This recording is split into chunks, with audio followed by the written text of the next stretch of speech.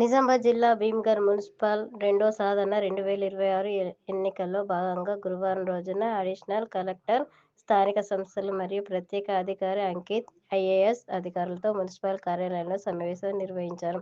అనంతరం పట్టణంలోని వివిధ పోలింగ్ స్టేషన్లు పరిశీలించి అధికారులను సూచనలు చేశారు. ఈ కార్యక్రమంలో మున్సిపల్ కమిషనర్ గోపు గంగాధర్, తహసీల్దార్ Shabbir, SI Tirupati, election duty Ashwin Babu, manager Narender, municipal అధికారులు పాల్గొన్నారు. చూస్తూనే ఉండండి నిరంతర సమాచారం కొరకు గరుడ న్యూస్ ఛానల్.